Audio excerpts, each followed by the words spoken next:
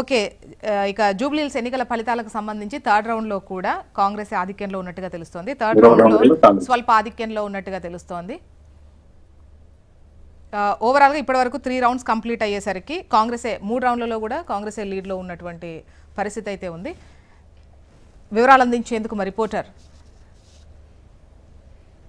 RK సిద్ధంగా ఉన్నారు live లో. ఆర్కే,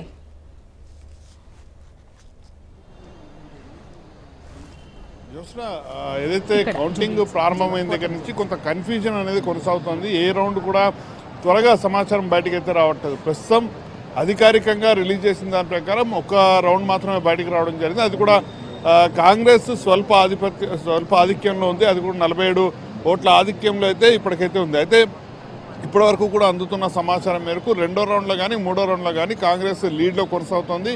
అందుతున్న సమాచారం మేరకు మూడో రౌండ్ ముగిసేసరికి 5100 ఓట్ల లీడ్లో కాంగ్రెస్ ఉన్నట్టయితే మనకు సమాచారం అందుతోంది. మూడో రౌండ్లో బీఆర్ఎస్ పార్టీ 300 ఆధిక్యాన్ని ఆ రౌండ్లో సాధించినట్టయితే సమాచారం ఉంది. ఓవరాల్ లీడ్ అంటే 3 రౌండ్లు ముగిసేసరికి ఓవరాల్ లీడ్కి వచ్చేసరికి మాత్రం 5100 లీడ్ని ఇటు కాంగ్రెస్ పార్టీ అయితే లీడ్లో అయితే కనిపిస్తుంది. మరోవైపు అసలైన రౌండ్స్ ఇక్కడి నుంచి ప్రారంభమవుతాయని చెప్పాలి. ఎందుకంటే 4వ రౌండ్కి వచ్చేసరికి మనకి 127 నుంచి 152, అలాగే 153 నుంచి 168 ఈ పోలింగ్ బూత్లలో ఎన్నైతే పోలేయో అవన్నీ కూడా ఇప్పుడు ప్రస్తుతం కౌంటింగ్ అయితే కొనసాగుతుంది. అలాగే రెహమత్ నగర్ 5వ రౌండ్కి వచ్చేసరికి రెహమత్ నగర్లోని 169 నుంచి 196 పోలింగ్ బూతులు, అలాగే వెంకటరావు నగర్లోని 197 నుంచి 210 బూత్లకు సంబంధించిన కౌంటింగ్ అనేది నెక్స్ట్ ప్రారంభమవుతుంది.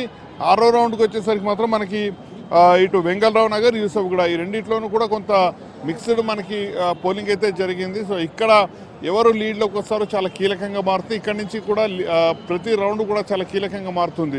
అలాగే 7వ రౌండ్కి వచ్చేసరికి యూసఫ్గూడలోని 253 నుంచి 272, అలాగే సోమాజిగూడలోని 273వ పోలింగ్ నుంచి 294 పోలింగ్ బూత్ల మధ్య పోలింగ్ ఎంత జరిగిందో అక్కడ దానికి సంబంధించిన ఓట్లన్నీ కూడా ఈ రౌండ్లో అయితే కొనసాగుతాయి.